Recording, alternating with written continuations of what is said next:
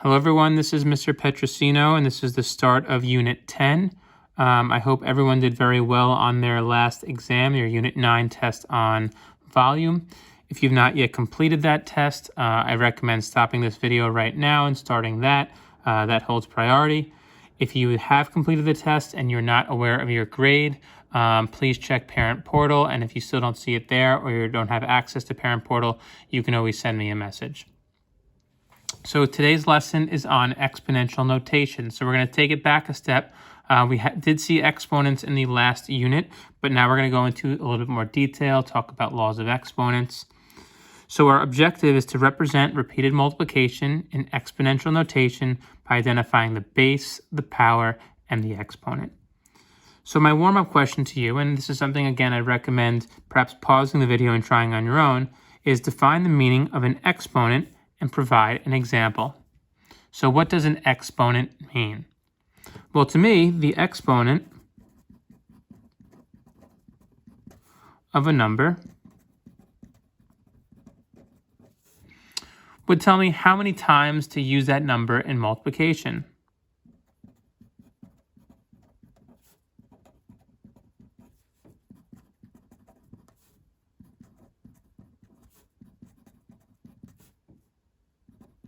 So again, not a textbook definition, but just in my own words.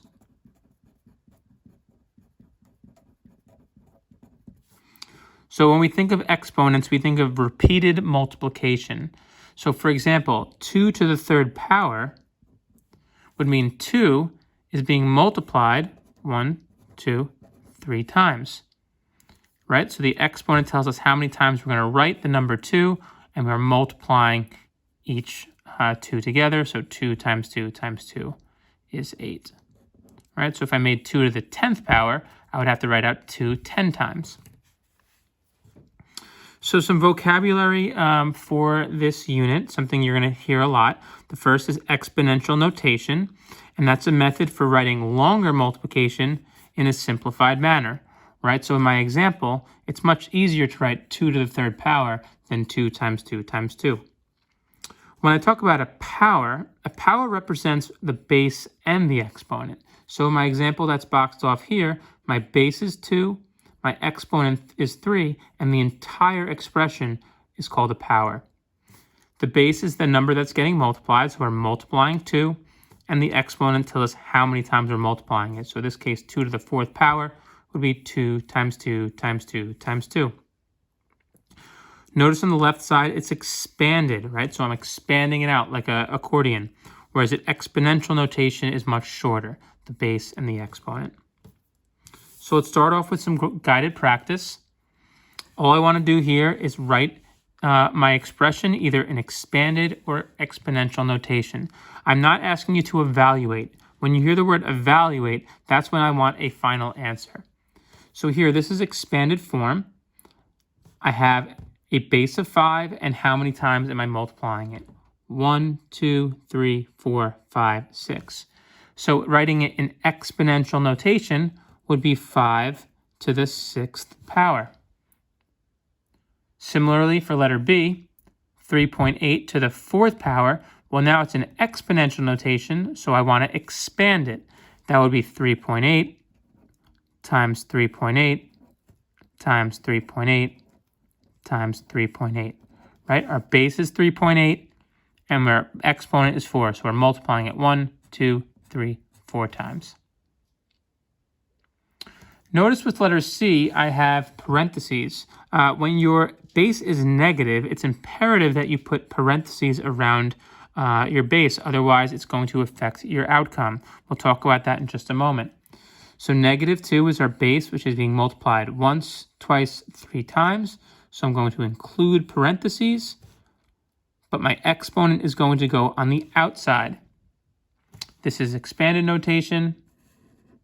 This is exponential notation. Look at that underline, that's terrible. And last, fractions, the same rules apply.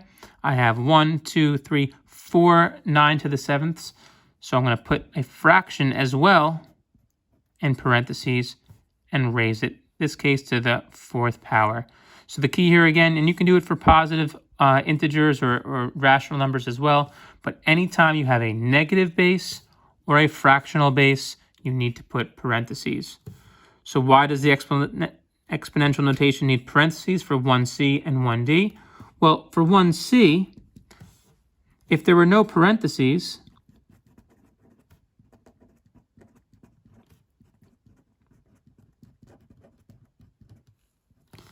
the base would be 2, not negative 2.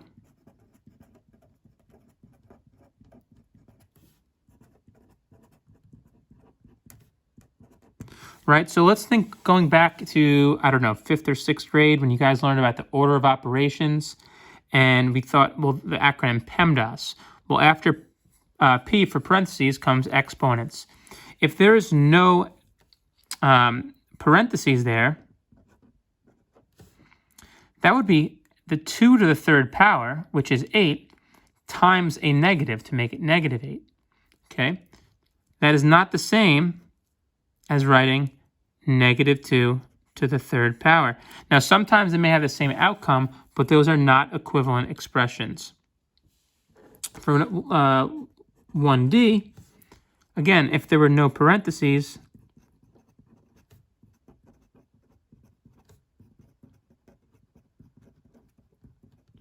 in this case, the base would not be 9/7, but the base would only be the numerator, which is 9.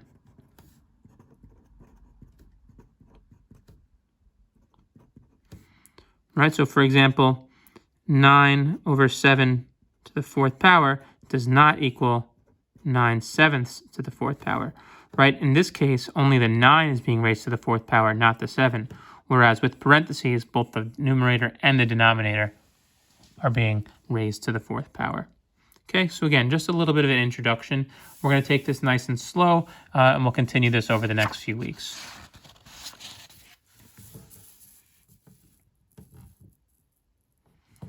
So some guided practice continued. State the base for each expression below, then evaluate. Okay, so with evaluating, we're going to find a final product. -3 to the 4th power. So the first thing I want to do is I want to identify what the base is. What is being multiplied? So in this case, what is being multiplied? The -3.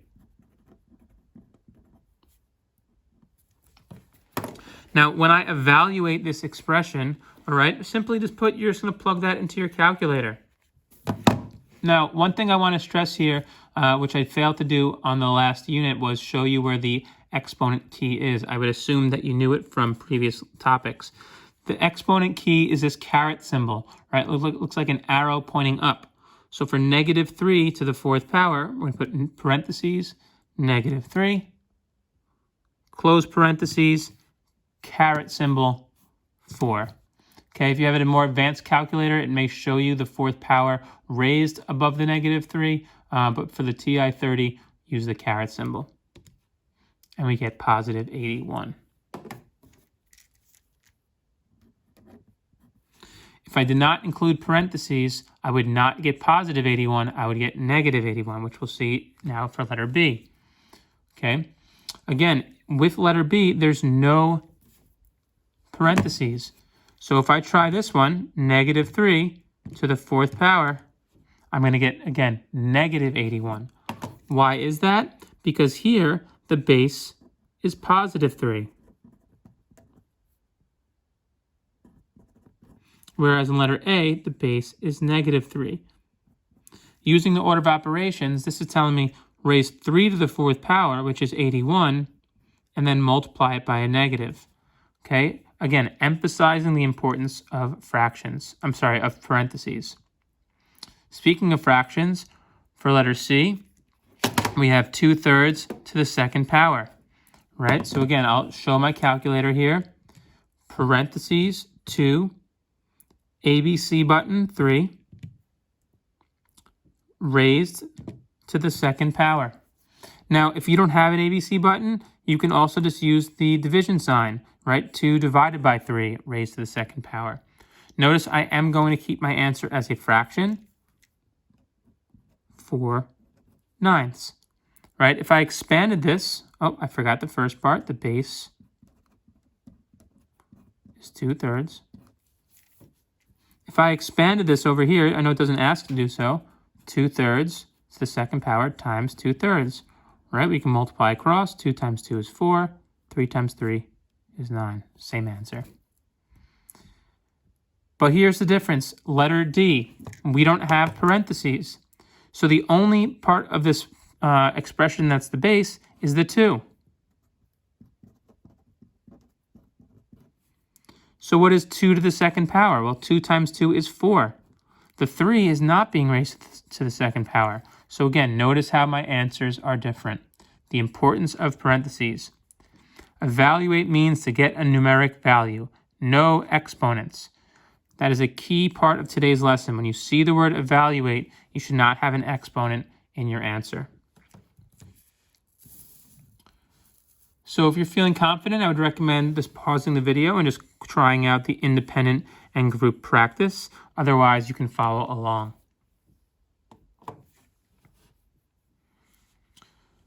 So for number 1 of the independent practice, we just want to write this in exponential notation or fill in the blanks.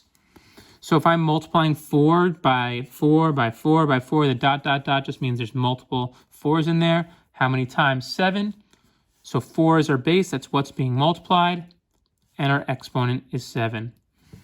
Since our base is a positive integer, we don't need parentheses. But if you want to put it, you can. It does not affect the sum there. For something like number 2, since it's a fraction, okay, our base is 7/2. We must include parentheses. And our exponent, how many times are we multiplying it? 21. Okay, so for number 1, you didn't necessarily need it. For number 2, we needed it. My recommendation, always use it. It's better safe to do that. Whereas in number 3, I'm filling in the blank. 3.6 is our base. How many times is it being multiplied? Well, the exponent here is 47.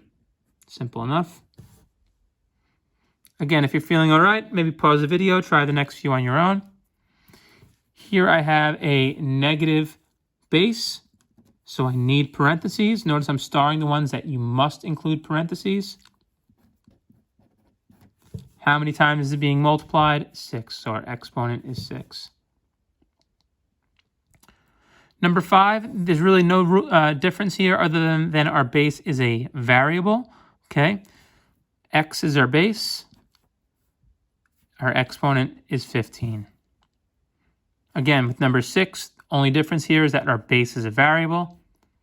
Our exponent is also a variable. How many times? N times. So we don't know. Is it 1? Is it 2? Is it 3? We're not sure what our exponent is, so we're going to represent it with a variable. Now, the group practice. This is a good skill or a good trick or tip for when you have large exponents and you want to just quickly eliminate answer choices. You don't have a calculator. So what I want you to do is evaluate, and going back to the keyword, evaluate the expressions using a calculator or by hand. Will these products be positive or negative? So if I raise -1 to the 12th power, so I'm going to multiply -1 12 times. -1 times -1 times -1, and so forth. I would get an answer of +1. But if I multiply -1 to the 13th power, again with parentheses, I'm going to get a -1. There's a rule that we can come up with based off when it would be positive and when it would be negative when the base is negative.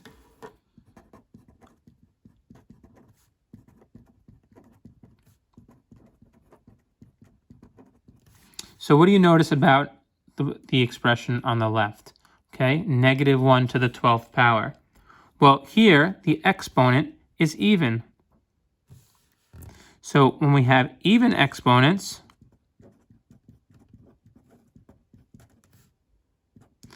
the result is positive. But here, notice, we have an odd exponent.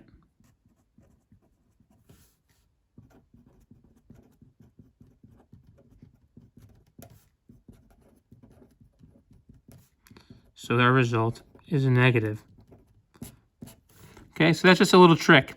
If our base is negative, right, so we see parentheses here, and the power is, the exponent is even, our answer must be positive. If the power or the exponent is odd, then the result is negative. That'll be helpful for eliminating multiple choice questions on your exams.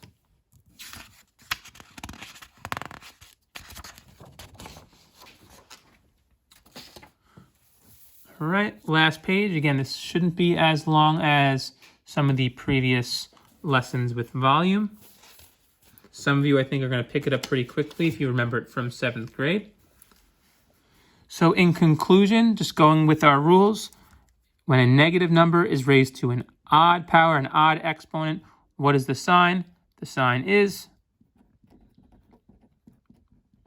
negative, right? So for example, -2 to the 3rd power would be -8.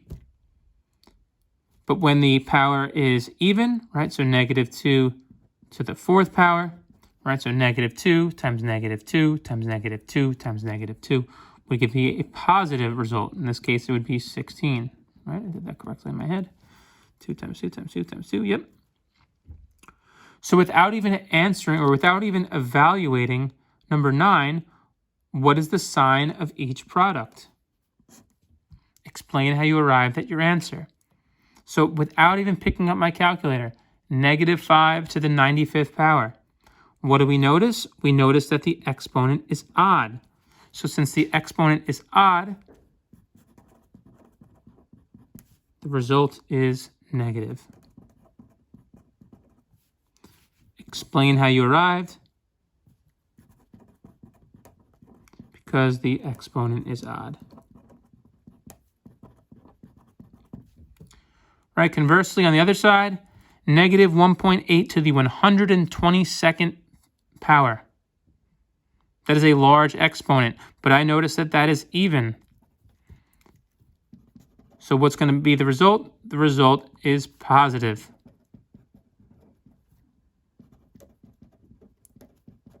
Because the exponent is even. So again, if you see this type of question for multiple choice and you don't see if you see a negative value, you can cross it off right away. A quick summary of our vocabulary, just going back, going full circle. The expression x to the n power. Okay, we have variables here, so meaning whatever the numbers may be, both the x and the n is called the power. Whereas the n, that smaller font, that smaller value of raised would be the exponent, how many times is multiplied, and then the x is the base. That's what is being multiplied.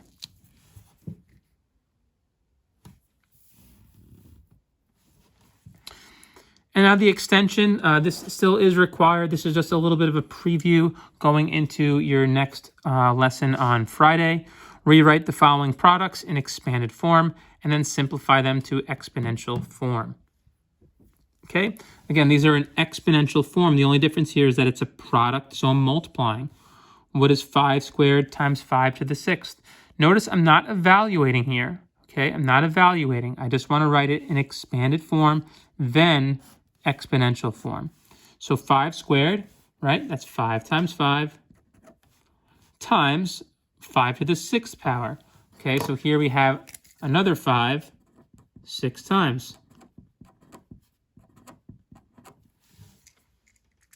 So now I just ask myself, well, how many times am I multiplying 5? 1, 2, 3, 4, 5, 6, 7, 8. So rewriting it back in exponential form would be 5 to the 8th power. Again, my 5 is positive. I don't need the parentheses, but I think it's a good habit to get into. Letter B. Only difference here is that I have variables. X to the 7th. So I'm multiplying x 7 times. 1, 2, 3, 4, 5, 6, 7. Times x squared. I'm multiplying it 2 more times. How many x's do I have? When I count across, I have 9 of them. Let's do 2 more. You can try it on your own if you'd like. 3 squared is 3 times 3 times 3 to the 4th power, 3 times 3 times 3 times 3. How many 3's am I multiplying together? 1, 2, 3, 4, 5, 6. 3 to the 6th power. And last, I have m squared, which is m times m, right? Variables, the rules are still the same. Times 3 more m's, m times m times m. So the base is being raised to the 3rd power. How many m's am I multiplying? What is my new exponent? My exponent is a 5. Notice for letter B, I didn't put a parentheses. Again, we don't know what that value is. You don't need the parentheses, but it's there.